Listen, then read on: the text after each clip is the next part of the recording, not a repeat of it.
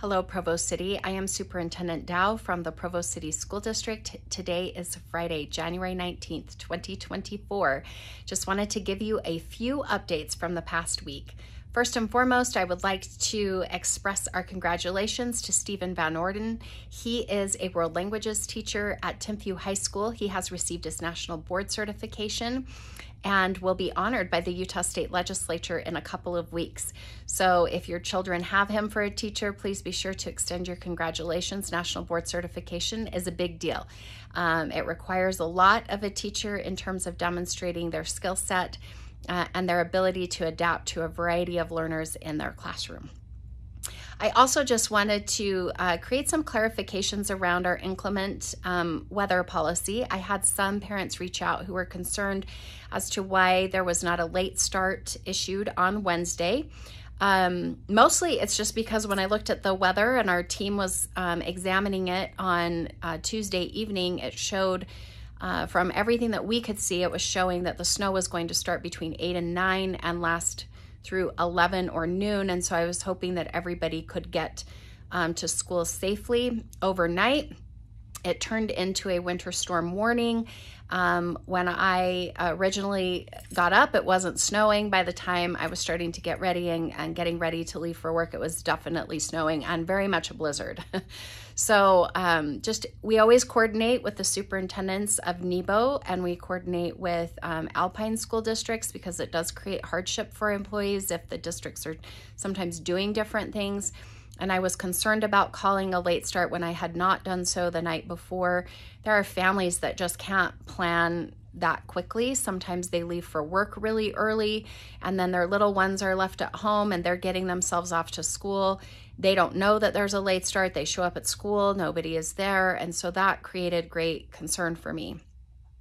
We also had nutrition workers and bus drivers were already at work by the time that snow began. I know some people don't realize how early a lot of our employees get to work to start getting things ready for school breakfast and to start running our bus routes. So, and many of our employees drive from long distances and they're already on the road at that time. So we just try to take all of those things into account, and that weather report changed pretty quickly. So I apologize. I know it was frustrating for many. I hope you will always know that you can keep your child home if you feel like it is too unsafe for them to get to school. Teachers are instructed to work with students on that and not penalize them in any way for that. We also ensure and work with our principals that our teachers can have the time that they need to get to work, and we just do the best that we can to cover those classes until they can arrive. We definitely prioritize safety, and so people can get to work when they can, and we do the very best we can. I was a high school principal for many years, and we just cover those classes and help support in as many ways as possible. We also need to recognize that when we do a late start, we lose several bus drivers because we do use BYU and UVU students. If they have classes, then they are not able to drive those buses. So we are dependent upon other district officials that hopefully have a commercial license that can drive those buses, or sometimes if we can't find the individuals, then we have to double up those routes and try to do some other things, which just creates other issues. So there's a lot that goes into the decision. Not just are the roads passable, but all of these other factors to make sure that parents and students and teachers and employees are safe. So please know that it's never our intent to do anything to put people in harm's way, and always use your best judgment and we will work with you. And so if you have any questions about that, you can contact your school principal. I also just wanted to highlight that we have a board meeting on Tuesday, January 23rd. This will be in the Professional Development Center for the business meeting, which will be at 6:30. The study session will be at 5 o'clock in boardroom 1. We will be discussing how we allocate resources to schools next year. We want to make sure that we are addressing the needs of each school. We have schools with different programs. We have schools that have students that have additional needs, and just ensuring that we have consistency across the district and that we're providing the supports that our teachers and students need. So we will be discussing that, asking for feedback from our principals, and then continuing to work as we get our funding from the state legislature as to what we can actually do, because we know that it's really based on what ends up with our WPU, and how much money we actually have allocated to us will determine what our options are. We do want to be prepared for that so that we are brainstorming those solutions ahead of time. I also just wanted to let you know that on Thursday, January 25th, we are going to be having a meeting for the Dixon neighborhood at Timpanogos Elementary. There will be Spanish language services available. It will be at 6:00 p.m. The goal is to just present to the community some of the facility needs that we have as a district, and also to hear from that neighborhood in particular as to the needs that they feel like that they have from the Dixon Middle School site, since that will be relocated to Shoreline Middle School in the fall. Also note that we are already drawing up plans to just start looking at long-term some additional construction for Timpview High School with the arts wing and the I wing, the cafeteria and administration portions of the building. The rebuild that just happened did not include those portions. So that was supposed to be included in the very first bond. That bond did not pass, and so there was a subsequent bond that passed for a much lower amount. And as a result of that, there was only a portion of that reconstruction that could happen.